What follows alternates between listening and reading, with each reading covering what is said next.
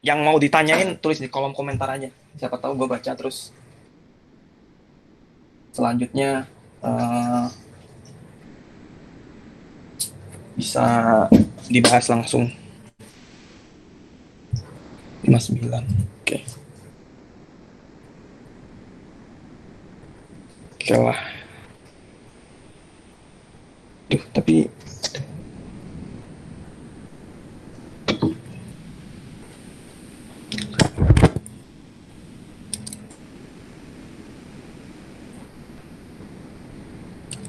apakah ada save? Oke. Oke. Mau suara dan uh, PPT gua nongol kan.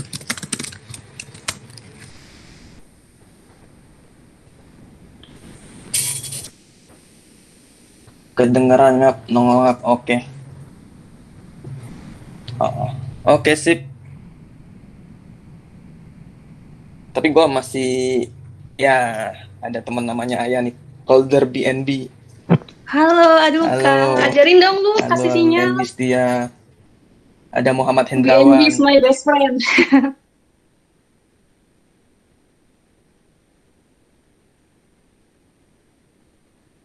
Ini oke, MP gue namanya Muhammad Hendrawan ini.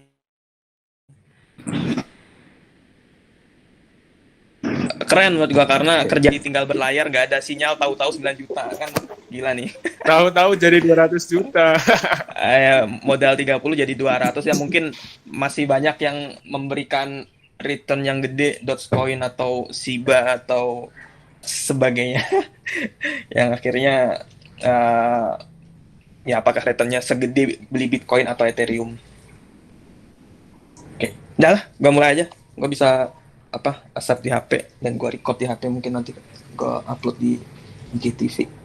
Oke, thank you semuanya yang udah join. Gue nggak nyangka sih bakal cukup rame.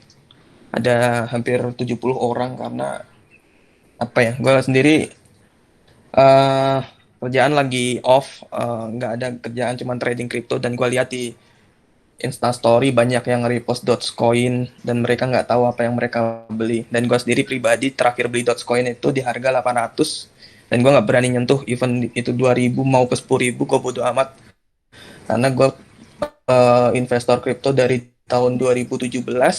Waktu itu Dogecoin harganya masih 20-30 rupiah, kagak ada gerak-geraknya. Jadi ketika tahu harganya di 800 udah nih overvalued ya, meskipun naik ke peringkat 4 atau 5 di coin market cap, ngalahin XRP, SLM, dan koin-koin kripto yang lebih tua dibandingin dia, yang lebih senior lah, koin-koin yang proven, tetap gue nggak berani pegang. Ya mungkin teman-teman di sini ada yang pernah beli kripto terus ditinggal tidur, portofolionya berkurang, rugi, terus menyalahkan bahwa kripto itu haram. Ya nggak sepenuhnya salah, nggak sepenuhnya benar, tergantung perspektif masing-masing nantinya gimana menerima kekalahan atau cuan itu, karena kalau cuan juga bakal diem-diem aja kan. Oke, sebelum gue membahas cryptocurrency, gue pengen menjelaskan apa itu blockchain, karena cryptocurrency dijalankan dalam protokol atau networking dari blockchain itu sendiri. Nah, dan blockchain ini juga bisa jadi gimmick atau yang nantinya jadi landasan kenapa Bitcoin ini harganya meroket dari yang tahun kemarin mungkin stabil di harga 100 juta, 150 juta, sekarang di harga 800 juta. Even sempat nyentuh 950 juta rupiah. Oke. Nah sebenarnya gue belajar dari YouTube sih, nggak ya dari YouTube, Medium, atau beberapa artikel di internet yang lumayan legit untuk dipelajarin. Sebenarnya blockchain, industri 4.0, apapun di seminar itu yang memberikan istilah blockchain. Di sini awalnya blockchain itu sebenarnya belum belum pernah presentasi. Awalnya blockchain itu sebenarnya dari permasalahan yang namanya the Byzantine Generals Problem. Jadi ada cerita bahwa katakanlah ada 3 jenderal lu diketahui orang beneran full screen. Pencet F5. Ih, sorry. Gue pakai Mac nih. Oke. Sorry. Ah, udah ya? Udah belum? Udah. Oh, sorry. Oke. Dan sorry, gue jarang presentasi online. Oke, jadi gue ulangin deh. Jadi blockchain yang kalian sering dengar di seminar atau internet atau artikel dimanapun, awalnya berawal dari the Byzantine General Problem. Ketika ada, katakanlah ini permisalan sih, ada 3 jenderal yang lagi punya punya squad atau serdadu, mereka ada 3 nih.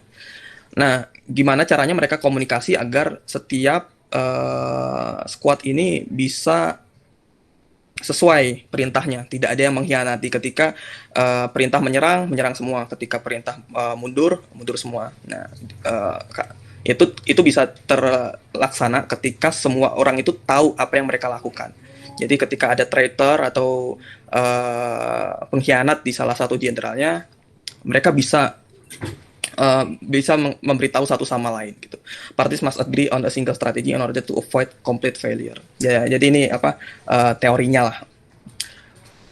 Terus ketika ada traitor atau pengkhianat itu, gimana cara mencegah agar tiga squad tadi tetap maju jadi satu? Nah, ada namanya istilah Byzantine fault tolerance. Defend against failure of system components without symptoms that prevent other component of the system from reaching the agreement among themselves. Jadi ketika satu sistem itu bahasanya di sini node atau ya katakanlah satu network atau satu komputer itu error, atau satu jenderal itu error, yang lain bisa memverifikasi. Jadi saling timbal balik pasukan-pasukan tadi untuk memberitahu, ini jenderalnya pengkhianat, jadi akhirnya tetap mereka melakukan apa yang diperintahkan, misalnya menyerang semua gitu. Nah, inilah yang awalnya Bitcoin itu menggunakan teori itu. Bitcoin menggunakan blockchain sebagai networknya yang disebut nantinya proof of work. Proof of work ketika Bitcoin itu dijalankan, dia secures network consensus even the presence of non-compliant nodes. Jadi ketika salah satu nodes atau salah satu jenderal ini ada yang traitor, jadi pengkhianat, nodes lain bisa memvalidasi bahwa perintah yang satu nodes ini tidak valid, sehingga tetap dijalankan perintah yang sebenarnya, dengan asumsi tidak ada network yang bisa dipercayai. Jadi semuanya saling berhubungan dan ada satu perintah yang khusus. Katakanlah mereka bisa menerima, membuat, menyimpan network ini yang disebut oleh proof of work dari Bitcoin ini secure network consensus. Jadi ya intinya tadi, istilah perumpamaannya, jangan sampai ada jenderal yang berkhianat. Type of data, jadi cuman kayak type of data mau integer atau mau array atau gimana gitu. Tapi intinya blockchain ini terdiri, katakanlah blok-blok atau ya kita sebut kubus, itu terdiri dari satu blok itu terdiri dari 3 komponen: data, hash, dan hash of previous block. Di mana data itu menyimpan informasi-informasi. Misal nih, saya bertransaksi antara A dan B. Di situ ada informasi yang disimpan bahwa ada transaksi dari A ke B sejumlah sekian. Itu data yang disimpan dalam satu blok. Kemudian hash ini semacam alamat khusus atau fingerprint yang identik antara satu hash dengan hash lainnya, satu blok dengan blok lainnya. Dan kemudian hash of previous block, yang artinya balok yang bagian kiri ini berkesinambungan satu sama lain. Nanti lebih detailnya di next selanjutnya.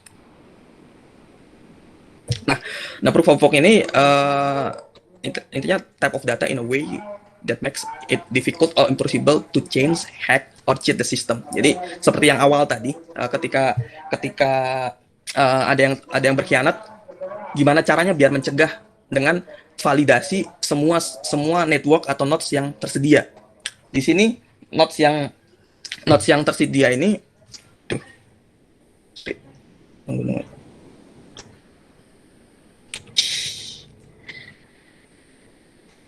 Sit. Oke, sorry. Siri gua nyala. Blockchain ini type of data yang tadi yang susah untuk diganti, dihack atau di-cheat oleh sistem lainnya. Jadi ketika ada general traitor yang berkhianat, dia nggak akan bisa mengkonfirmasi oleh semua pasukannya. Nah, yang dimaksud previous hash tadi, jadi satu blok dengan blok lainnya ada satu kesamaan di sini, 18Z, 1Z8F di sini previous hash. Jadi saling berkesinambungan yang membentuk rantai. Yang nantinya ketika ada hash yang berbeda, tidak cocok, apakah itu berdasarkan dari sistemnya, bukan berdasarkan dari perintah yang sebenarnya dilakukan, mereka blok itu akan berhenti dan mengkalkulasi ulang belakangnya. Jadi intinya sulit untuk yaitu change, hack, or cheat the system.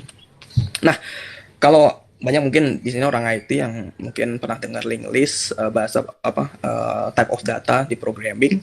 Jadi bedanya sebenarnya blockchain itu sendiri sebenarnya linked list, tapi uniknya adalah cryptograph. Jadi ada unsur cryptographic di dalamnya sih, yang mana transaksi disusun dalam suatu blok tersebut merujuk ke blok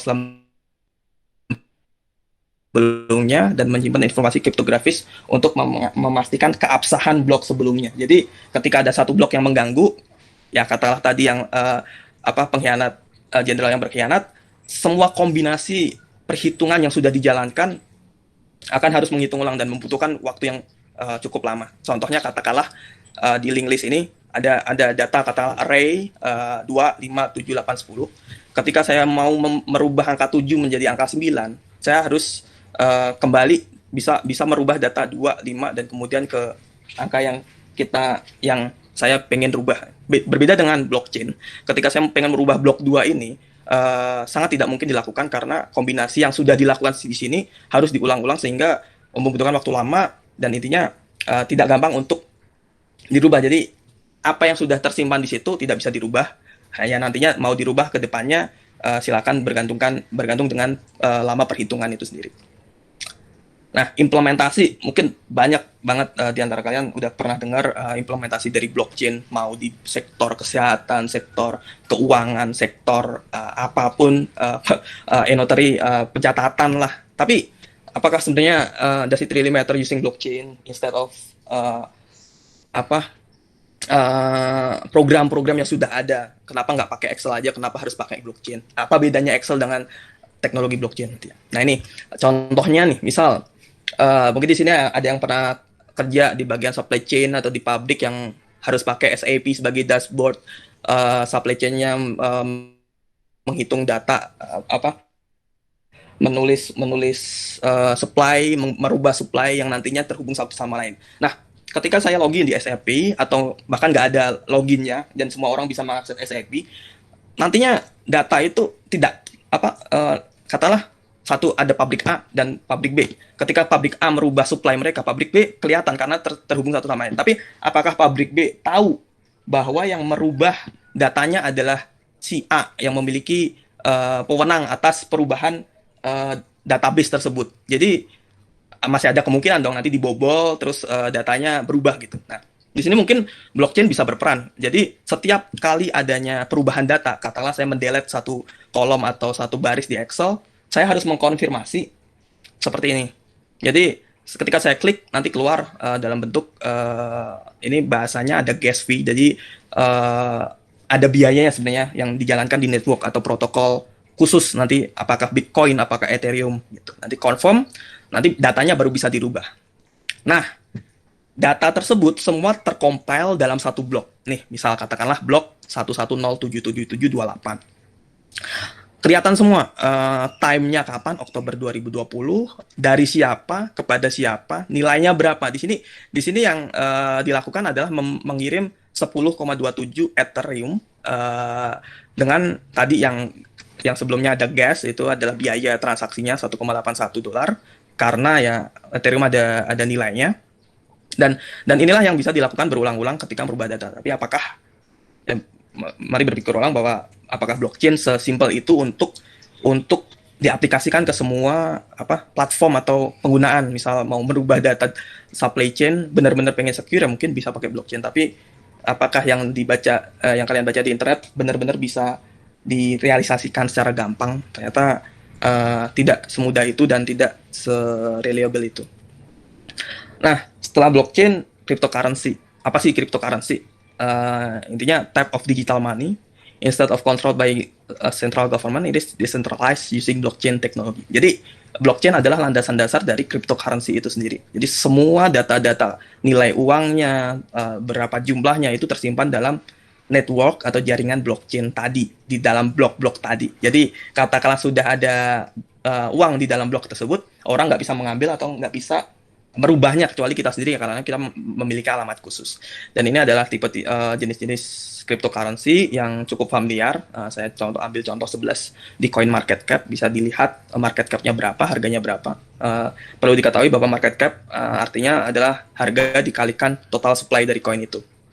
Setiap koin memiliki total supply yang berbeda-beda. Kenapa Dogecoin ada di ranking 4 dengan harga 0,49, sedangkan Cardano atau ada senilai 1,79 di ranking 6? Karena total jumlah koin Dogecoin lebih besar dibandingkan Cardano. Jadi dikalikan market capitalization-nya lebih besar. Jadi dia bisa ranking 4. Jadi ada kadang untuk menilai suatu koin bisa dilihat dari harga atau market capitalization. Udah kayak saham aja sebenarnya. Apple, Tesla berapa market cap-nya meskipun harganya berbeda. Nah, apa bedanya dompet digital, GoPay, Dana, OVO, Link Aja, ShopeePay dibandingkan dengan cryptocurrency? Nah, GoPay dan kawan-kawannya menggunakan mata uang konvensional yang ditetapkan oleh pemerintah atau central government atau BI, yang semuanya pakai izin khusus, semuanya terekod bahwa uang digital tersebut dalam dompet digital GoPay dan sejenisnya semuanya berlandaskan rupiah, yang artinya sama aja itu uang yang hanya dipindahkan dalam bentuk digital, tidak ada perubahan nilainya karena masih berdasarkan transaksi yang sah di Indonesia. Terus terdapat institusi yang mengolah jaringan sistem perbankan, yang artinya semua transaksi GoPay dan sebagainya atau transfer keuangan itu semua terrecord dalam central government. Jadi uang yang keluar masuk, transfer sana transfer sini, antar bank atau antar negara bahkan semua terrecord di Bank Indonesia. Jadi tidak ada uang yang lewat sedikit pun dari pantauan Bank Indonesia. Mungkin dolar yang keluar atau dolar masuk semua kerekod. Terus centralized koordinasi perizinan di tangan sistem perbankan. Jadi intinya semua itu ada perizinannya. Nah, bagaimana dengan Dogecoin, Ethereum, Bitcoin atau cryptocurrency lainnya? Tinggal kebalikannya. Unconventional, tidak ada institusi yang mengolah karena jaringannya itu decentralized, independent. Kenapa bisa independent? Nanti nextnya independent atau decentralized, nanti next ada bahasannya. Dan decentralized, jadi nggak ada yang bisa mengatur supply, tidak ada yang bisa mengatur harga ini harus sekian, kecuali nanti ada stable coin. Oke, itu basicnya. Nah, di mana disimpannya cryptocurrency? Ada namanya crypto wallet digital, ada Trust Wallet, ada MetaMask, macam-macam lah, bisa googling di situ. Kita cuman punya nanti kita masukin, bahkan kita login nggak ada akun, ID, password tuh nggak ada. Misal HP-nya hilang, nggak bisa recovery, ya udah kita kehilangan data. Tapi ketika kita membuat, nanti kita ada namanya seed phrase, itu semacam 15 kata khusus yang harus disimpan ketika kita login di device lain, bisa kebuka dompet kita. Hanya seed phrase 15 kode khusus yang digunakan untuk login, seakan-akan kita adalah banknya sendiri. Kita tidak bisa lapor kemana-mana ketika ini terjadi kehilangan. Dan ketika kita menerima atau mengirim, kita punya alamat khusus atau address, dalam bentuk barcode, ada tulisan di bawah 0x87D itu. Kita bisa minta ke orang untuk pengiriman, atau kita kirim uang, kita kirim koin dalam bentuk yang sesuai yang kita butuh transaksikan. Jadi kalau GoPay mungkin kita genius, katakanlah di hack 50 juta hilang, 100 juta hilang, kita masih bisa lapor polisi. Tapi kalau crypto wallet mungkin malah diketawain. Nah, terus bedanya centralized atau decentralized. Katakanlah saya transfer 1 juta euro ke Amerika. 1 juta euro cuman bisa dapat 1,213 ketika menggunakan TransferWise. TransferWise ini yang paling murah dibandingkan transfer via wire di bank karena rate-nya paling bagus lah. Itu transfernya sudah paling bagus. Nah, ketika kita menggunakan kripto, di sini ada selisih 1213, di sini 122. Jadi bisa hemat berapa ratus ribu dolar dibandingkan menggunakan sistem perbankan ini. Jadi apa ya? Kripto sebenarnya tadi masalah medical, masalah notary, masalah pencatatan, semua mungkin tidak reliable dilakukan dalam scope yang kecil, tapi ini sangat berguna untuk scope yang lebih besar seperti sistem transaksi perbankan ini. Nanti ini transaksi yang gimana nanti di next slide selanjutnya. Ya, intinya bahwa kripto ini sangat berguna untuk transaksi perbankan. Jadi misal saya pernah transfer ke Singapura, teman saya di Singapura, dia pakai DBS atau DBS lah, katakanlah saya transfer 10.000 Singapura dolar. Ketika saya mau transfer, saya harus menukarkan rupiah ke bank, fee-nya sekitar 35 dolar. Belum saya harus membeli dolar yang mungkin harganya lebih mahal dibandingkan harga spot bank lainnya, atau ya harganya volatile juga karena tergantung dari ekonomi. Katakanlah 10.500, saya beli 10.000, terus saya kirim ke Singapura. Dibutuhkan waktu beberapa jam untuk mereka masuk ke sistem bank, ke sistem BI, baru bisa keluar. Mereka banknya meng-ACC, yang mungkin central government dari Singapura dulu, masuk ke bank, baru masuk ke rekening akun penerima. Sekompleks itu, panjang biayanya, ada biayanya. Sedangkan decentralized ini, uang itu sudah tersedia di dalam pool, katakanlah di dalam basket yang tinggal ambil. Kalau kita punya euro, 1 juta euro, ya udah kita taruh sana, kita ambil USDC. Katakanlah USDC ini adalah stable coin USD yang katanya underlying-nya adalah 1 Singapura dolar, yang artinya ketika kita dapat USDC, kita tinggal tukarkan dolar fiat, uang fiat asli, masuk ke rekening kita. Gitu. Nah, lalu blockchain yang nggak akan bisa berjalan tanpa adanya network, karena banyak nodes, kecuali ya dalam satu perusahaan mereka tidak terhubung di internet, yang nggak akan bisa dihack. Nah, blockchain tambah network, gimana caranya blockchain berjalan? Mungkin teman-teman di sini pernah dengar istilah mining cryptocurrency, mining Bitcoin. Dan mungkin beberapa teman-teman di sini yang pernah main game atau beli VGA, graphic card untuk main game, harganya gila-gilaan naiknya. Kenapa? Karena ya ini digunakan untuk mining. Gimana cara kerja dia? Jadi agar Bitcoin atau proof of work dia bisa bekerja, proof of work maksudnya nodes tadi yang mengkonfirmasi satu sama lainnya itu bisa bekerja untuk making transaction. Ya, jadi ini udah dikerucutin ya, semua blockchain tadi lebih berguna untuk transaksi keuangan. Jadi di sini bahas keuangan. Udah yang tadi yang supply chain dan medical lupain. Jadi hanya untuk transaksi keuangan karena ini yang paling reliable dan sudah digunakan mungkin beberapa government, yang kecuali di Indonesia. Terus Bitcoin ini untuk proof of work itu bisa bekerja, dia membutuhkan software dan hardware yang nantinya terhubung satu sama lain untuk memverifikasi semua transaksi yang berjalan. Making transaction, receiving, verifying, transmitting.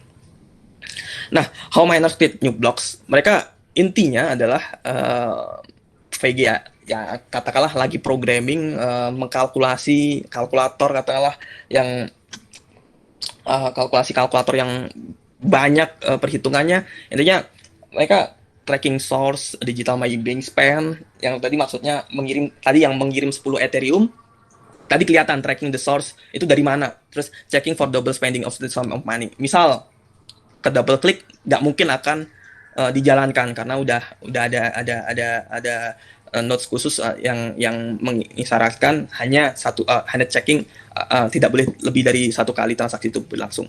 Checking if the total transaction volume is within the load range 0 to 1 million Bitcoin, yang maksudnya adalah transaksi itu tidak mungkin melebihi 21 juta Bitcoin karena total supply Bitcoin adalah 21 juta. Itu mungkin ada beberapa verifikasi lainnya, yang intinya semua blok yang sudah dibuat tidak bisa di-create ulang atau di-edit. Jadi antara hash satu sama hash lainnya tidak bisa di-reverse. Nah, mining hardware ini gimana Bitcoin itu bisa menjalankan proof of work-nya, yaitu menggunakan mesin-mesin yang namanya ASIC machine atau graphic processing unit. Nah, ASIC machines ini mahal, harganya mulai $2.000 sampai $10.000. Mungkin ada yang bekas yang harganya di bawah itu, ada yang performanya di bawah ini, tergantung performa berapa juta kalkulasi yang dia lakukan per detik atau graphic card yang bisa dilakukan oleh rumahan. Saya punya graphic card satu digunakan untuk mining yang sesuai kayak ASIC machine. Nah, harganya mulai dari yang mungkin bisa dilakukan mulai dari $200, mungkin 1 juta juga bisa, sampai yang paling mahal $3.000 seperti RTX 3090. Ya, paling mahal biasa buat gaming, biasa buat rendering, tapi kebanyakan digunakan untuk mining ini juga. Ada yang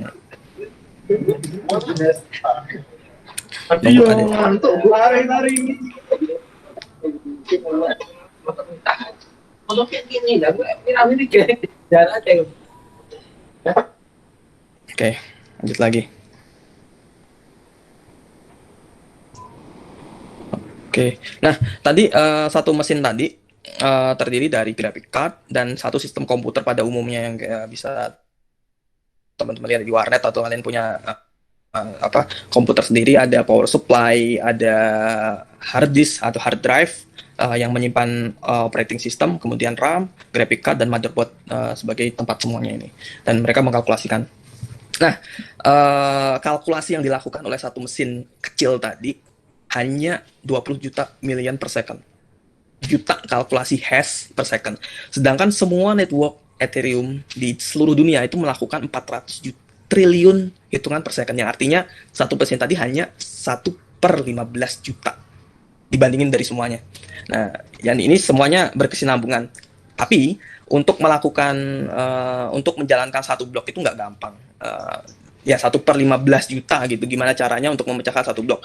Nah, itu ada yang namanya mining pool. Jadi semua network ini, semua mesin-mesin kecil-kecil tadi bisa bekerja sama untuk memecahkan satu blok, untuk menjalankan satu blok yang isinya transaksi-transaksi. Jadi intinya semua transaksi yang berjalan di protokol atau network Bitcoin itu dijalankan oleh miner-miner, mesin-mesin ini ketika mereka terhubung dengan internet. Mining pool, banyak koin yang bisa di-mining bersama-sama, katakanlah Ethereum, miners online ada 40.000. Bayangin ada 40.000 manusia yang menjalankan mesinnya. Revcoin bukan manusia ya, jumlah mesinnya, bukan jumlah orang yang menjalani, bukan user, tapi jumlah mesin ada 40.000. Tapi satu mesin itu bisa terdiri dari 6 GPU, 12 GPU. Jadi kita nggak tahu berapa jumlah mesinnya.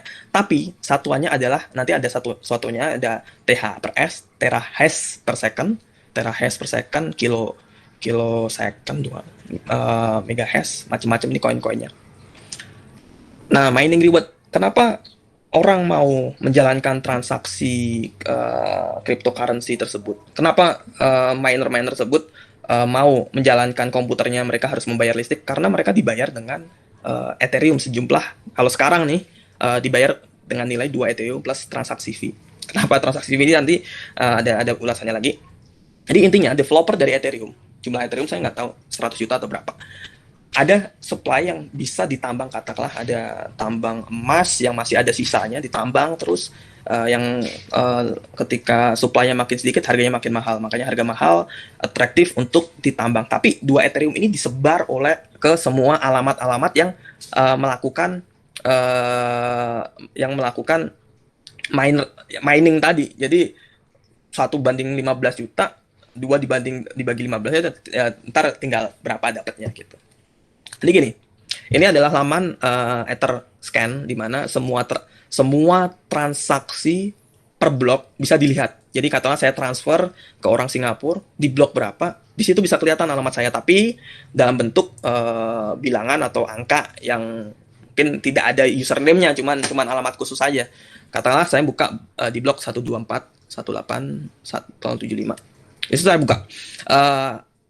Kapan transaksi itu berlangsung? Hari ini jam 6.45 UTC. Jumlah transaksinya ada 375 dalam satu blok saja. Itu saya buka karena nanti banyak transaksi yang bisa dilihat. Nah, block reward adalah 2 plus fee transaksi. Jadi setiap orang melakukan transaksi itu ada fee-nya, ada yang $2, $5, dan terkumpul dari 375 transaksi. Yang nantinya terkumpul 3,2 Ethereum. Sekarang Ethereum nilainya 60 juta. 60 juta kali 3 ada 180 juta ditambah 2. Ya, 300 juta hanya dalam waktu beberapa detik, 2 detik, 3 detik. Yang artinya uang sana kemari 300 juta hanya dalam waktu beberapa detik saja. Nah, ada satuan namanya mining difficulty. Semakin banyak orang yang mining, semakin susah untuk ditambang. Ya, seperti bisnis ketika banyak orang yang berjualan komoditi yang sama, ya mau nggak mau mereka perang harga atau mereka harus membagi keuntungan satu sama lain. Sama halnya dengan mining, semakin banyak yang mining, semakin susah untuk ditambang karena pembagiannya kecil-kecil gitu. Ya intinya seperti blue ocean atau red ocean bisnis gitulah. Nah, sebenarnya berapa sih profit dari mining itu sendiri? Ini saya contohkan GPU yang rilisnya tahun 2018 atau 2019. GTX 1660 Super, rilis price-nya waktu pertama kali di Indonesia mungkin sekitar 3,5 sampai 4 juta seingat saya. Sekarang harganya 11 juta rupiah. Kenapa? Karena satu GPU ini dia bisa memberikan speed 30 MHz per second yang dikalkulasikan oleh reward yang dia dapatkan ketika mining Bitcoin, dia sebulan bisa dapat $250, which is hampir 4 juta atau 4 juta setengah, di mana 4 juta lah, di mana uang ini sudah bisa mengembalikan dalam waktu 1 bulan, bisa mengembalikan modal dari GPU ini. Siapa yang nggak mau beli GPU kalau dia lebih profit dibandingkan beli apapun di dunia sekarang? Katakanlah mau beli emas untuk menunggu harganya naik 10%, ada nggak karuan lamanya gitu. Nah sekarang harganya 11 juta yang ketika dapat kenapa naik ke 11 juta? Awalnya sih 4, 5, 6, 7, 8 karena si profitnya ini meningkat tergantung harga dari Ethereum itu sendiri, yang dulunya $1.000 terus $2.000 meningkat dan akhirnya mengikuti si harga GPU-nya. Kenapa harganya naik?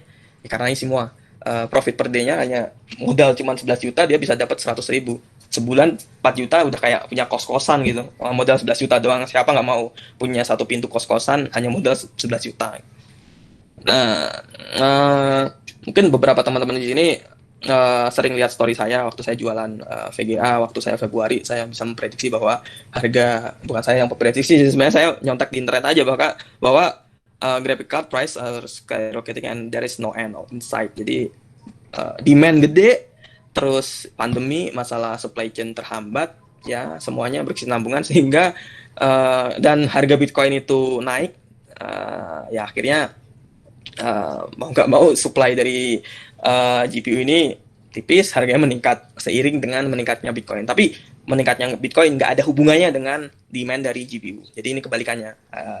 Bitcoin mempengaruhi harga GPU, tapi harga GPU tidak mempengaruhi harga Bitcoin. Tapi sebenarnya profit ini semua dari siapa? Siapa yang bisa kenapa orang beli koin harganya naik? Sebenarnya siapa yang memberikan profit kepada kita? Kalau kita beli saham, kita menunggu harga naik turun, mungkin ya dari perusahaan yang growth-nya bagus sehingga harganya lebih naik. Apakah cryptocurrency mirip saham? Nah, ini adalah global cryptocurrency chart dari total market capitalization. Jadi yang saya lingkarin merah di sini ada 2 triliun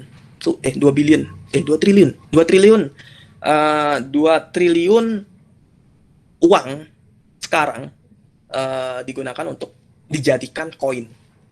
Jadi uang-uang fiat, uang-uang kertas, uang-uang apapun, semua $2 triliun sekarang berada dalam bentuk koin, cryptocurrency, Bitcoin, Ethereum, BNB, Dogecoin, macam-macam.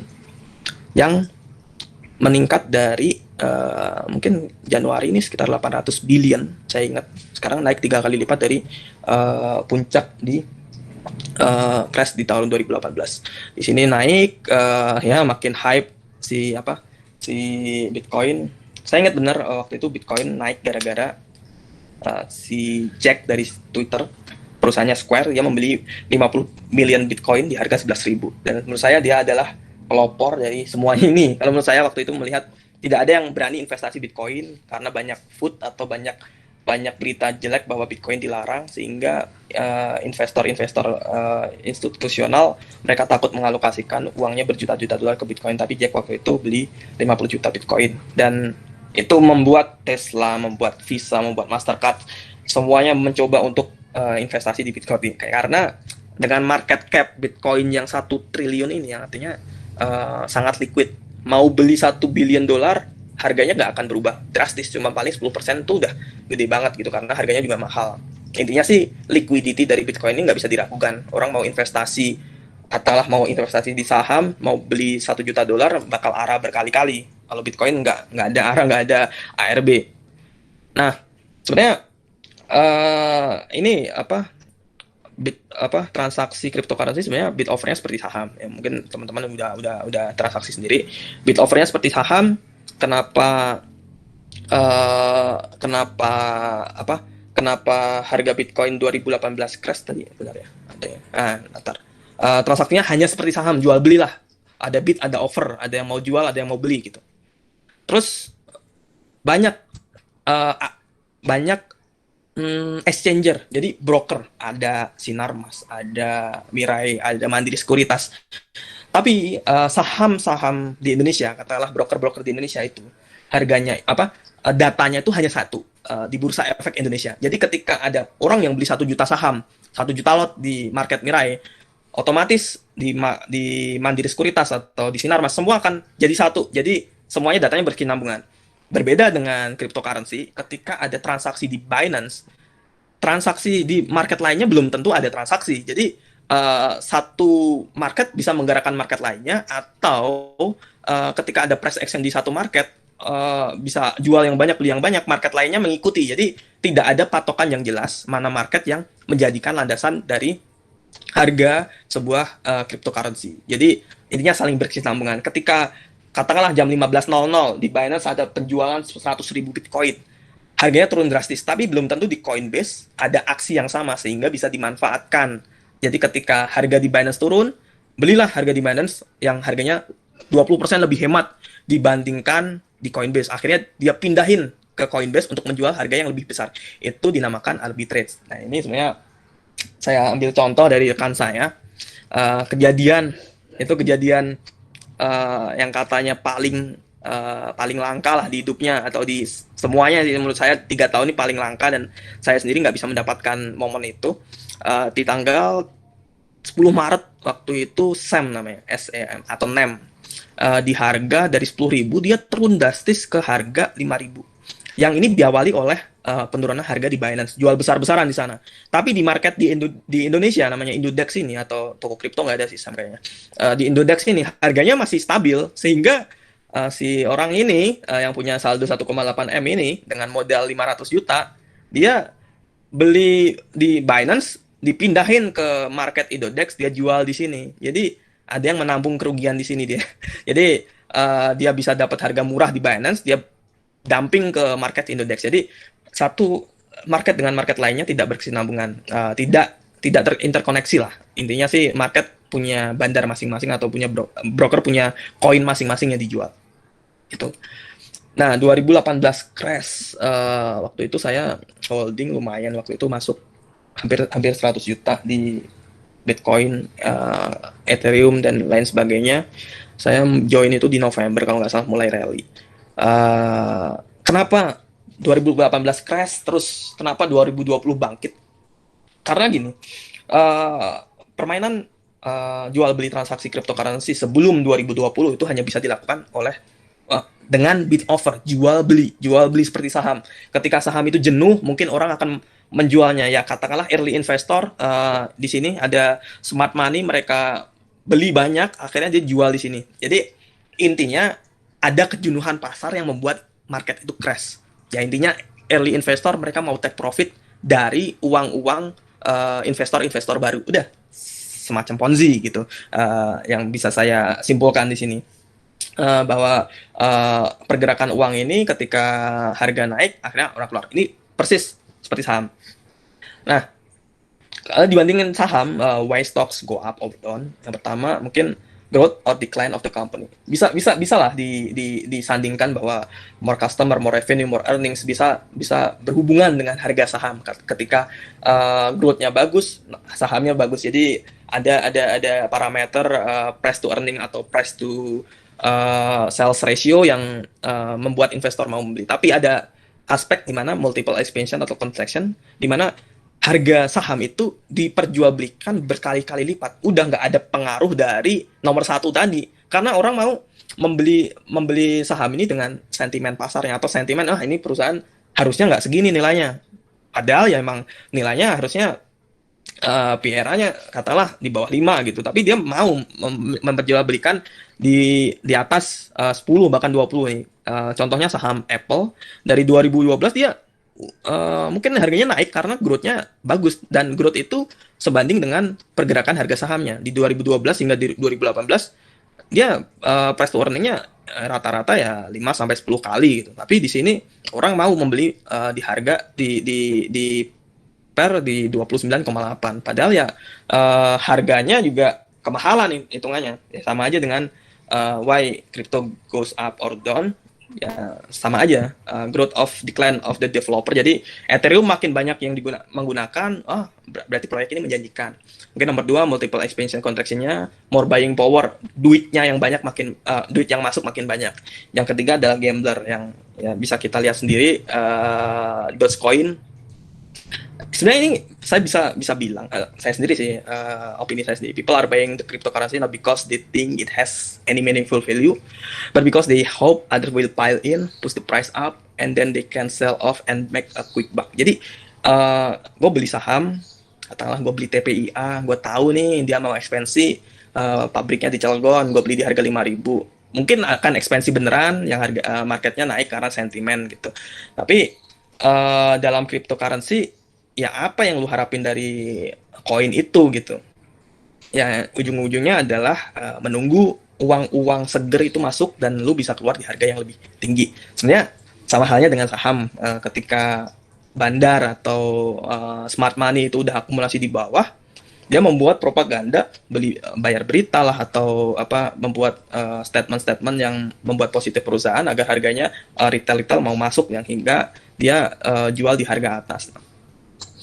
Tapi dari keseluruhan cryptocurrency, terlepas dari Dogecoin harganya kayak gitu, BNB atau macam-macam yang sekarang fenomenanya ada Shiba naik jutaan %, SafeMoon, SafeMars yang naik berjuta-juta, beribu-ribu kali lipat, mungkin ada yang sampai 1 juta kali lipat.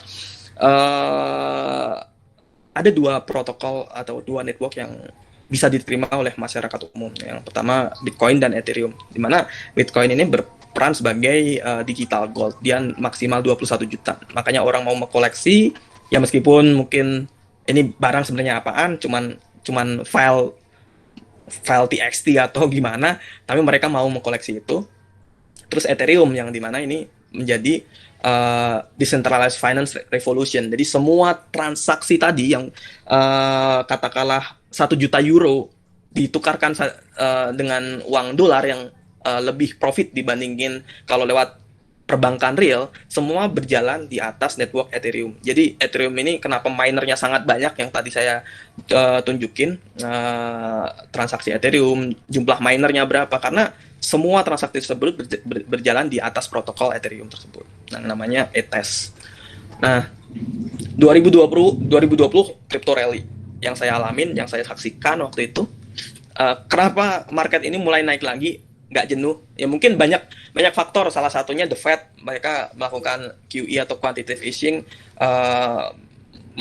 memompa printing money sampai 6 kali balance sheet per tahunnya. Jadi katakanlah kenaikan jumlah uang beredar di Amerika 1 kali, naik 2 kali dalam per tahun, waktu 2020 sampai 6 kali, artinya maksudnya 12 kali lipat lah dibandingin dari tahun-tahun sebelumnya. 6 kali lipat dibandingin dari tahun-tahun sebelumnya. Nah, mungkin itu salah satu faktor, tapi yang saya saksikan adalah gimana caranya uang itu tidak cepat keluar market. Jadi ketika Bitcoin 10 juta dan 20 juta, $100,000, $1.000, $2.000, $3.000, orang tuh nggak langsung menjual koinnya, tapi malah mengkeep dari menyimpan koin itu karena orang ini, menurut saya, karena mungkin beberapa pandangan orang mungkin beda-beda, tapi ini yang saya saksikan, ada revolusi atau decentralized finance tadi yang namanya Uniswap. Jadi ini Adam siapa yang namanya gue lupa, cari aja Uniswap, gimana dia bekerja. Jadi decentralized finance ini bukan lagi bid offer, tapi namanya liquidity pool.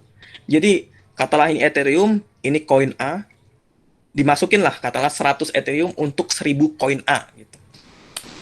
Jadi orang ya ada kalkulasinya sih di sini. Jadi lo nggak bisa jelasin secara gamblang, intinya ada transaksi unik di sini. Jadi ketika saya membeli koin A tadi, saya bisa mendapatkan koin A dengan rate 1 Ethereum per 1000 koin A. Jadi tidak memerlukan bid offer, tapi liquidity di sana, seberapa banyak koin A dan Ethereum di sana.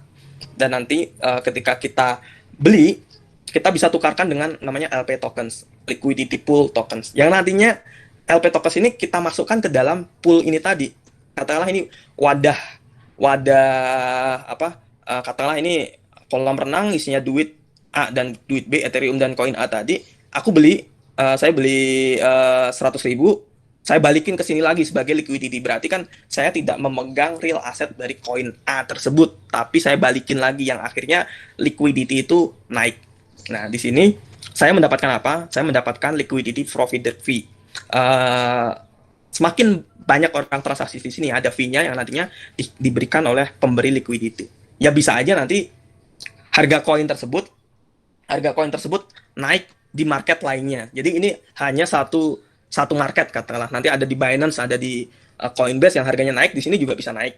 Jadi ini salah satu sistem aja agar lebih liquid. Makanya orang berjudi-judi di sini. Berjudi-judi karena nantinya ada namanya liquidity atau total value lock. Di sini bisa dilihat dari Agustus sampai Mei. Sekarang ada total 8,9 billion uang itu terkunci dalam bentuk liquidity. Yang artinya orang-orang yang punya orang-orang ini nggak pengen uangnya langsung dijadiin cash lagi setelah mereka beli koin. Mereka memilih membuat dalam bentuk LP token sehingga mereka mendapatkan fee setiap transaksinya. Terlebih harga koin itu naik, jadi double profitnya. Dan di sini ya bisa dilihat volume transaksinya per hari aja udah miliaran dolar. Ini baru Uniswap. Nah, ada namanya lagi yield farming, di mana LP token tadi di stack atau ditaruh. Jadi ini bahasanya farming atau berkebun. Ketika kita beli koin terus kita taruh di sini, kita mendapatkan bunga 3.200%. Bayangin siapa nggak tertarik dapat bunga sekian, tapi bunga ini diberikan dalam bentuk token dari koin yang baru. Koin katakanlah ini namanya PZEP. Token atau PZEP ini. Terus siapa yang mau memberikan siapa yang mau memberikan bunga sebesar ini ketika uang itu yang lock ada 20 juta dolar, kalau mendapatkan bunga ribuan persen, siapa yang mau membayar gitu. Lagi nih total itu tadi baru dari Uniswap ada dari Maret sampai Mei ini udah naik 2 kali lipat, 40 billion. Makanya kenapa harga koin-koin rally mereka beli, mereka stack, udah mereka biarin aja sampai harganya ntar collapse di angka berapa, tapi intinya ini lebih akan sustain dibandingin 2018 crash di 2018 karena sistem di 2018 hanya seperti jual beli koin, jual beli saham gitu. Ya yang ini katakanlah tadi yang mendapatkan koin tadi mendapatkan koin sebagai reward dari bunga tadi, ya harganya akan naik ketika orang mau beli. Tapi but at the point there is an inflection point is with cash outflows exit inflows and the same inevitability collapse. Jadi ya Ponzi ini akan berakhir ketika uang di sini tidak bisa menutup uang yang keluar. Jadi ujung-ujungnya ini semua money game. Menurut saya ini baru salah satu, nanti banyak ini karena ini hanya satu koinnya yang nggak terkenal juga, Krill namanya, saya juga baru tahu juga. Jadi Krill dari hadiah atau bunga stacking tadi, yield farming tadi, untuk memengaruhi orang beli koinnya, akhirnya harganya naik karena orang berbondong-bondong beli untuk dijadiin deposito atau stacking tadi. Ya ketika nggak ada orang yang mau beli lagi untuk menutup orang yang dapat bunga terus dijual, ya akhirnya kayak gini kan. Jadi cryptocurrencies are nothing but a form of investment fraud that enrich a small group of people by directing funds from new investor to pay out old investor. Jadi nggak bisa dipungkiri bahwa semua yang kita lakukan, yang kita transaksikan, kita jual beli itu hanya berdasarkan permainan uang. Kita yang penting kita masuk duluan. Kalau bisa kita keluar di pucuk, itu aja. No Ponzi scams can indeed make people very rich. Kemarin temen dia dari modal $500 bisa jadi apa 3 juta dolar. Itu rada impossible tapi that's possible sekarang. Ketika kita bisa masuk di awal, kita keluar di akhir. Ntar saya tunjukin hasilnya. Terus ini apa experience saya sih waktu 2017 dulu kenapa saya sering update jualan VGA. Ini tahun 2017 ya. Jualan VGA saya tahu bahwa harganya naik 2 kali lipat karena saya pernah mengalami di tahun 2017 dengan modal 50 juta saya bisa memutarkan dalam waktu 1,5 bulan 400 juta. Ini baru di Tokopedia aja, ada yang jual offline, ada yang di Bukalapak, pokoknya total 400. Makanya saya kemarin berani hantam ngabisin VGA di market dengan harga 1 juta 2 juta. Sekarang harganya udah 2 kali lipat karena saya pernah ngalamin. Pernah saya di 2017 saya invest senilai 90, pernah jadi 220. Saya akan nggak percaya kenapa ini cepet banget dalam waktu 1-2 minggu. Itu NXT, cari aja NXT sekarang nggak sampai 5.000 atau 2.000, pernah $200 dan exit di profit 80 juta. Nah, kalau sekarang saya nggak sebenarnya masih ada lagi sih, cuman belum beres. Saya mau ngasih portofolio saya saya mau ini aja, mau nunjukin di sini Ethers kan.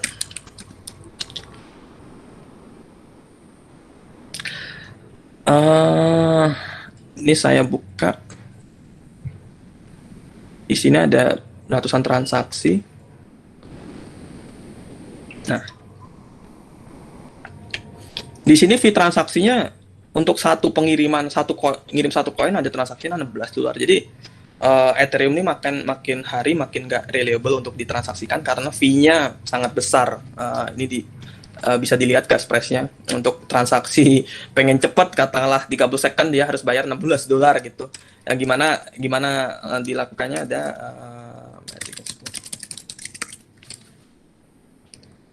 ada yang saya invest di namanya Matic ini. Saya percaya bahwa ini the next Ethereum, bukan harganya sesuai Ethereum, tapi dia dia membantu Ethereum untuk menjalankan transaksi atau protokol network Ethereum itu dengan fee yang sangat kecil.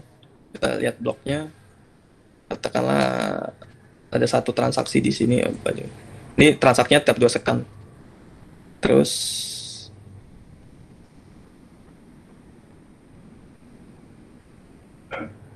nah, di sini transaction fee-nya 0,00 sekian. Jadi menurut saya ada beberapa sih koin yang memang menurut saya punya value ya, berdasarkan value karena koin ini digunakan untuk Vipulse.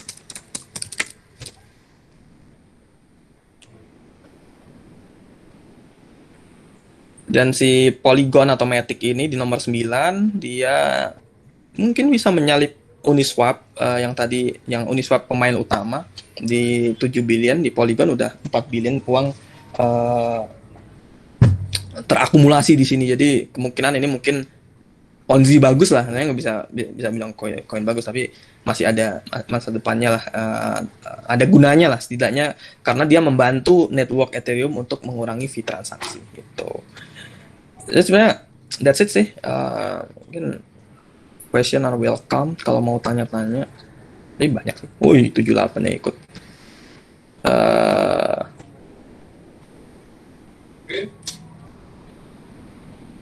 Udah. Kayak gitu sih. Kayaknya nggak ada. Atau mau yang open mic, mau tanya atau mau Lu tanya lu. langsung lah. Ya. Jadi 2018 itu ibaratnya karena mainnya kayak saham, itu berarti Ponzi game-nya itu banyak playernya, ada Ponzi 1, Ponzi 2, Ponzi 3 gitu ya. Tapi di 2020 karena EDA LP yang kamu jelasin tadi, Ponzi game yang banyak itu jadi satu Ponzi sekarang, Ponzi dalam Ponzi gitu ya. Iya, itulah yang pengen saya tunjukin ke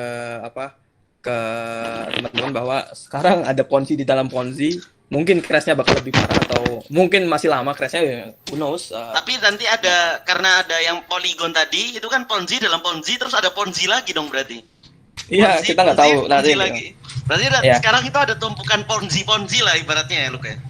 Iya, makanya harganya udah market capitalization dari cryptocurrency itu udah 2 triliun. Siapa yang cuma nyimpen terus jual beli, tapi mereka menunggu orang-orang baru datang untuk beli koin-koin Ponzi baru dalam Ponzi tadi.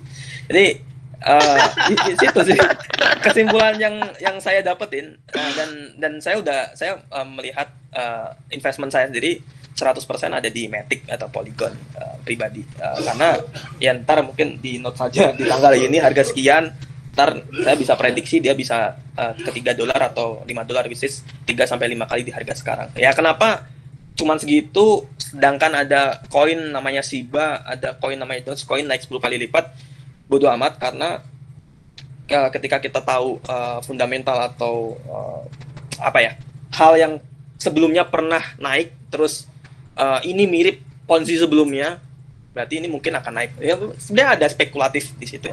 Nah, apakah spekulatifnya ini halal atau haram bisa dinilai masing-masing ya. Jadi mau ikut MUI, mau ikut hati nurani, mau beranggapan kekayaan yang kita dapat, kita bisa cuan dari uang-uang kripto itu dari big fund atau orang-orang receh-receh yang menginvestasikan 100.000, itu bisa-bisa aja. Jadi depends kita point of view-nya mau lihat dari mana. That's it. Thank you. 80 Bro, tanya satu lagi bro, sorry bro.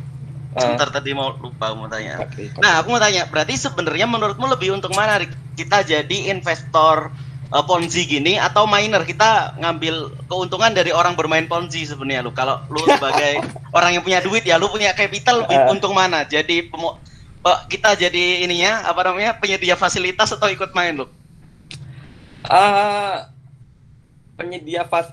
Penyedia fasilitas atau main, gue jujur mulai dari bandar VGA iya, mulai dari investor koin iya, mining gue iya. Ketiga aspek itu gue lakuin semua.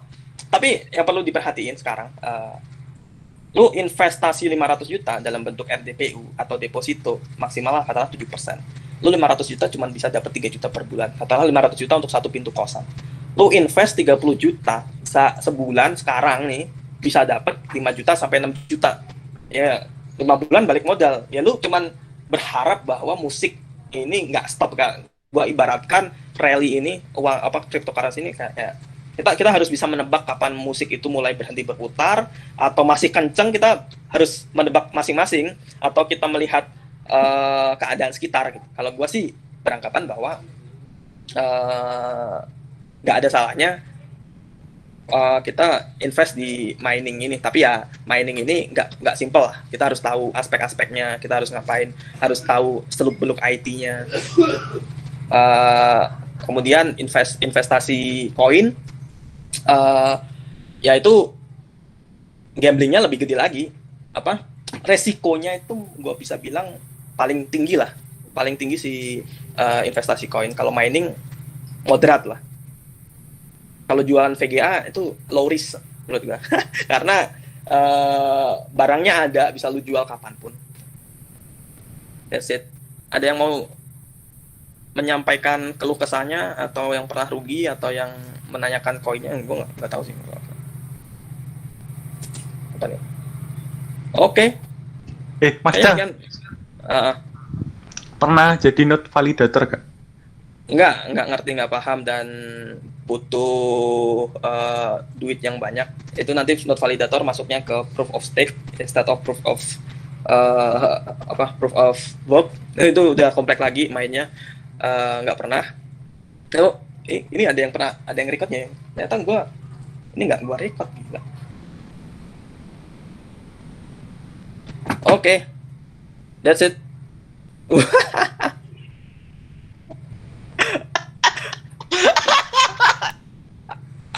Ini haram halal strategi gue gini.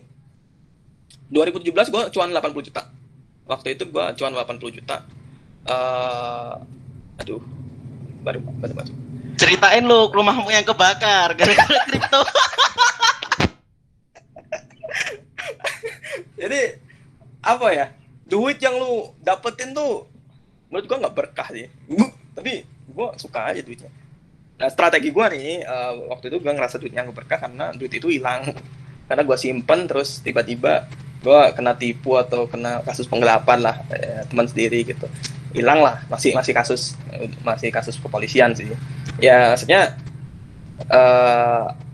mau nggak mau cepet uang yang lu dapetin secara nggak berkah ini kan menurut gua nggak berkah, cepet lu cuci lah, dalam bentuk lu sumbangin 50% atau berapa menurut lu, atau lu jadiin aset langsung. Gue pernah tahun kemarin gue bersih dapat 350 juta gue dapat 50 Ethereum, masih bisa dibuka lagi. Udah gue Maaf lu, ada yang tanya tuh lu, Apa? katanya ada indikasi bakal crash lagi nggak lu? Katanya Stefanus tuh. Ya musiknya masih kenceng sih menurut gua, belum ada tanda-tanda crash sih, dan bahkan bisa rally sampai akhir tahun menurut gua ya. Lu ntar lu jual rumah masukin atau nyalain gua. Intinya gua pernah dapat duit terus gua pernah hilang duitnya karena nggak langsung gua pakai. Jadi strategi gua tahun kemarin, gue dapat 300 juta, dapat 50 Ethereum langsung gue jual di harga 5 juta waktu itu. Misalkan gue jual udah 2M lebih mungkin. 3M malah di harga sana, ya rezeki udah diatur lah. Diatur tapi pakai duit maling. Strategi gue waktu itu langsung gue beliin barang-barang pribadi, ya motor lah, TV lah, kamera lah, komputer lah. Tapi ternyata gue masih mengalami musibah itu sih. Gue jatuh dari motor yang gue beli pakai duit kripto, gue opnam 4 hari. Udah pokoknya ada aja duit ini, ketika kita nggak gunain, kita nggak cuci bersih, kita bisa mendapatkan musibah. Gue ya kalau cuma dapat 100.000 mau nyumbang dikit, maksudnya kalau cuma dapat 100.000 mungkin oke lah, nggak usah lu cuci. Tapi kalau udah dapat banyak tuh hak orang lain gitu. Sugesti kagak, udah gua alamin sendiri. Terus ya beda, tergantung pendapat masing. Tapi lu strategi menggunakan uang haramnya aku suka lu. Ini seminar paling bagus lu. Gua nggak record anjir, nggak ada yang record gak ya? Gua udah coba record di HP kagak kebaca cuy. Apa nih, next invest yang halal, jualan. Paling halal tuh berdagang, karena 9 dari 10 pintu rezeki itu berdagang, satunya trading cryptocurrency. Lah, lu udah jualan grosir. Anjir rame juga ya. Berarti duitnya harus dipisah banknya lu, yang hasil jualan VGA dipisah, hasil miner dipisah. Itu kayaknya halal itu lu. Oke. Ya semoga aja sih, nggak tahu ntar kalau gua sama lu ketemu di neraka ntar ngobrol ya Jon. Kenapa kita cowok? Tapi enjoy aja lah, enjoy kriptonya. Ada lagi nggak? Kayaknya gua close jam 16.45 lah, buat ngobrol-ngobrol santai aja. Atau ada yang pertanyaannya belum gua jawab, yang pengen lu jawab, gua jawab, lu open mic aja lah. Rame bro.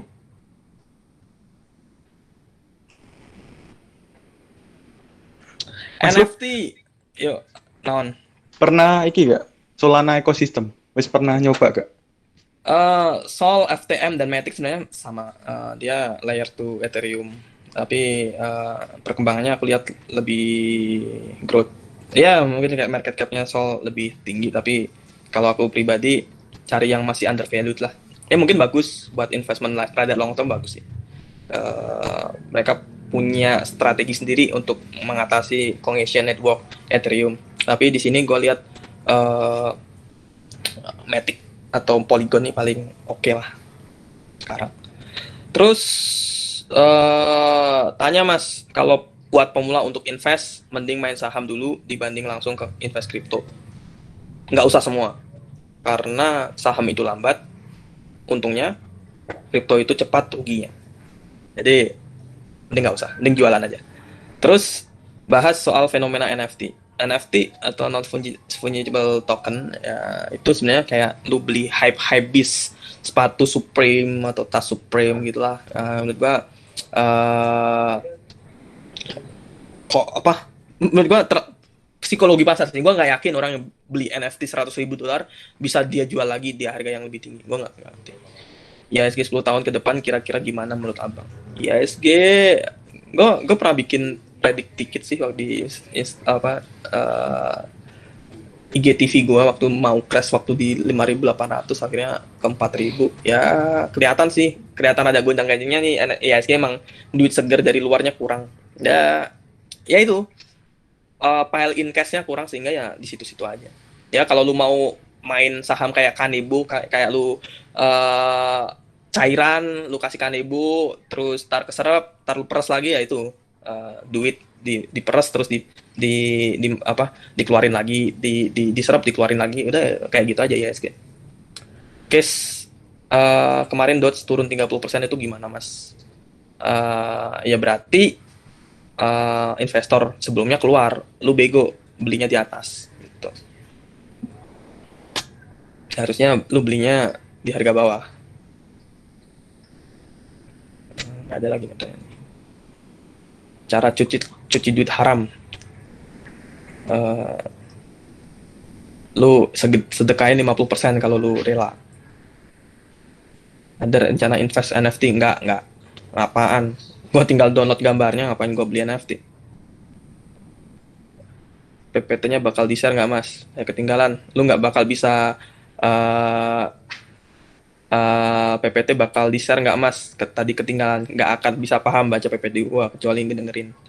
Alhamdulillah mining udah nembus juta hari ini. Makasih mas udah share-sharenya. Sama-sama mas Nur Islami Jafat. Ini kripto kayaknya lebih ke abu-abu sih, bukan haram. Ya karena abu-abu saya lakuin. Kalau haram ya saya lakuin juga sih. Berarti ukuran Kanebo ya sih kecil. Ya Kanebo murahan. Masa depan XRP, aduh, gua nggak pernah nyentuh XRP lagi. Mending gua beli saham, beli koin yang belum, ya XRP belum nyentuh all new time high, tapi menurut gua karena dia ada kasus sama SEC, gua nggak yakin dia bisa ATH lagi. Tapi mungkin bisa. Lo ada kemungkinan nggak Indomaret bisa beli mie pakai Bitcoin? Kagak ada. Kecuali lu jual Indomie, gue beli pakai Bitcoin atau kripto lain. Jadi kedua belah pihak biasalah. Tapi kalau perusahaan yang berbadan hukum nggak akan berani untuk berjualan sesuatu pakai cryptocurrency karena ya lu bisa diciduk. Introduction to mining coin dong, gimana cara pakai apps? Aduh, gue dibayar buat itu sih. Karena seperti kasus forex, jualan gado-gado aja halal. Maaf tadi ada sebentar. Kalau supply ETH, aduh. Maaf tadi ada kalau supply ETH habis, apakah masih bisa di mining? Nah, gini. Ada bahasanya proof of Ethereum 2.0. Jadi dulu sampai sekarang sih transaksi cryptocurrency dijalankan oleh network atau protokol Ethereum itu yang dijalankan oleh miner. Sekarang bisa nggak dilakukan tanpa itu yang namanya proof of stake. Jadi duit Ethereum tadi ditaruh di berangkas digital, dia menjalankan transaksi lainnya. Jadi nantinya mining itu kemungkinan akan ciut ketika si Ethereum ini udah memberlakukan proof of stake itu. Jadi udah nggak butuh miner lah bahasanya. Tapi supply 2 Ethereum reward itu kemungkinan masih bisa dijalankan. Lu pernah ikut IDO nggak? Cara ngelihat new project IDO bagus? Pernah. Gua pernah dapat 10 kali lipat. Gua pernah rugi 70%. Gua pernah naik 5 kali lipat. Itu nggak ada strateginya. Itu full gambling. Nggak ada strateginya. Itu lu adu nasib. Lu bisa cuan 5 kali lipat, 10 lipat. Atau rugi 70%, 90%. Bahkan kagak bisa dijual duit yang koin yang udah lu beli. Tuh. Jadi nggak ada cara ngelihat projectnya. Lu harus harap-harap cemas, lu untung.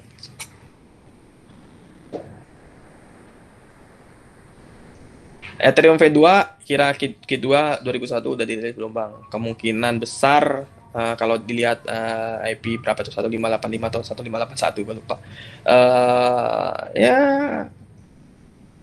bisa cepat, bisa lambat, tapi layer 2 Ethereum seperti Sol, FTM atau Matic itu bisa membantu perjalanannya project itu. Jadi bisa aja si Uniswap ini menerapkan protokol Matic Network atau FTM Network yang nantinya bisa mengatasi masalah congestion di layer 1 Ethereum. Jadi intinya tetap Ethereum V2 tetap akan ada dan akan beralih mining itu mungkin akan berkurang. Tapi ya kalau mining sekarang balik modal masih 4 bulan 5 bulan.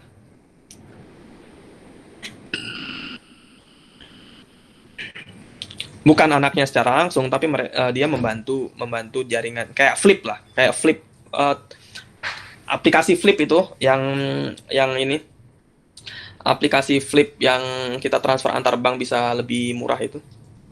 Jadi itulah gunanya. Bukan anaknya ETH. Udah kayaknya tinggal 15 menit lagi. Gue bacain dulu. Halo, sore Mas Jafat. Ya, Mas, GTX mau nembus 10 juta nih. Mending nunggu CMP atau ini? Mining. Mining beli sekarang, jual bulan depan masih untung menurut saya. Kalau saya lanjutkan. Siap, noted. Thank you, Mas. Kenapa banyak koin gorengan baru yang muncul? Ya karena ponzinya enak, masih bisa dijalankan. Semakin banyak orang mau judi, intinya itu. Berarti as support aja ya, nggak replace ETH. Tidak replace ETH. Kalau masuk koin-koin yang udah nembus all time high, sekarang masih bisa cuan nggak? Atau is too late? Nggak ada namanya is too late. Lu beli koin ETH 20 juta, lu bisa aja cuan 3 kali lipat sekarang. Tapi apakah lu berani? Gue nggak berani. Gue sendiri nggak berani. Gue lebih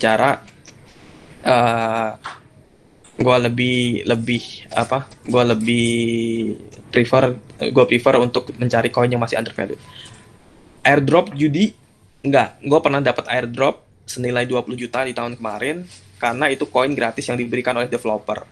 Yang menjadi masalah adalah apakah ada orang yang mau beli koin-koin yang dijadikan airdrop itu yang akhirnya lu bikin orang itu rugi. Ya, jadi hati nurani lu bikin orang lain rugi, apakah itu berbuat jahat apa enggak? Tapi karena orang itu mau beli karena dia mau judi, jadi ya sama-sama aja. Dia judi, lu judi, halal. BNB, BSC bisa nyandingin ETH bang.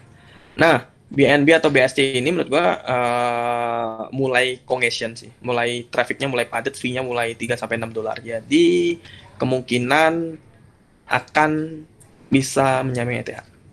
Akan, nggak tahu. Tapi ya si CZ Binance itu punya duit banyak, bisa apa aja yang dia lakuin. Bulan kali ini sampai kapan bang? Kira-kira akhir tahun kah?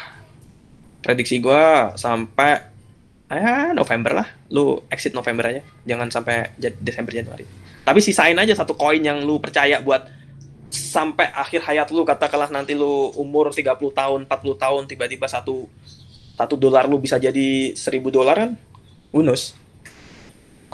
Apakah diversifikasi koin itu bagus? Bagaimana tipsnya? Kalau valued investor bagus, harus diversifikasi beberapa persen koin-koin itu, BNB, Ethereum, Bitcoin mungkin. Tapi gua sendiri tidak akan mendiversifikasi karena tidak fokus. Hanya satu koin yang kita percayai aja akan naik, itu beli. Apa indikator untuk menilai koin yang sekarang masih undervalue tapi punya prospek ke depannya? Sorry tadi udah bahas. Indikatornya riset yang dalam, apa yang dibutuhin oleh user, apa yang belum di-provide oleh developer. Karena yang Matic gue bisa untung 300% karena Matic menyelesaikan masalah congestion di Ethereum dan harganya masih murah. Market cap-nya dia masih ranking 30-40-an. Tuh. Dan susah. Risetnya panjang, nggak gampang, butuh kesabaran.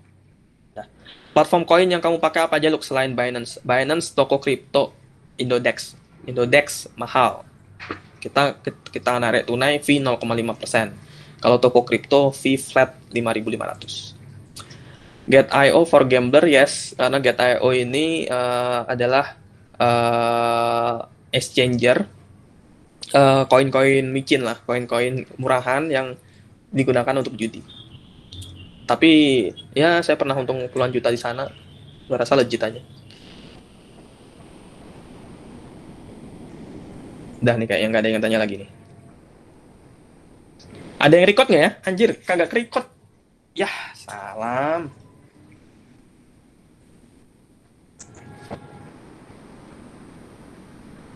Coin list gimana lo? Banyak koin. Coin list gimana lo? Banyak koin dari sana yang up. Sama aja, mau broker mau get coin list atau Ethereum. Bebas. Yang penting lu bisa untung. Ntar lu rugi bilang haram. Kalau untung diem-diem aja lu. How it works to pump the price? Smart money, bro.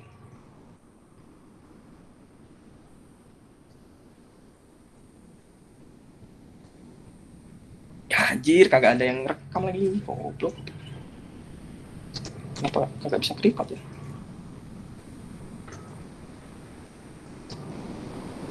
Thanks bro sharingnya. Sebenarnya koin ada indikator kayak PBV saham nggak sih bro? Kagak ada, yang ada TVL, total value lock. Semakin gede TVL, berarti semakin banyak yang gambling di sana, Ponzi semakin bagus.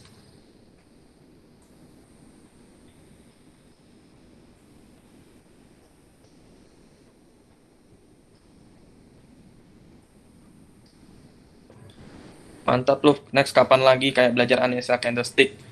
Aduh, gua candlestick masalah analisa gituan gua kagak kagak ada jago-jagonya gua. Enak gambling.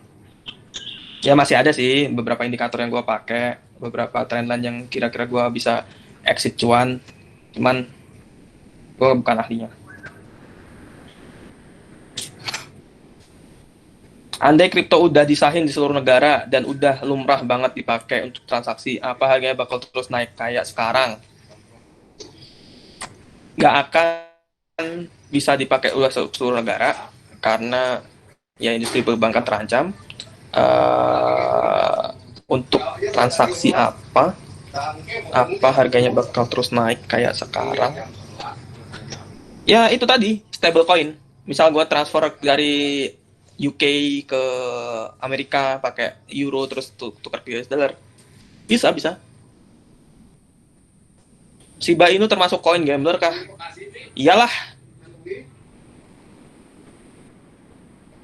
Siti Fatimah terus telat lu masuknya. Udahlah. Yo, thanks semua yang udah join. Gue nyesel nggak bisa direkod padahal gue ngomong capek-capek. Makasih sama-sama. Semoga lebih bijak dalam memilih koin dan berinvestasi. Jangan sampai kalian sempat kepikiran bunuh diri kalau kalian rugi.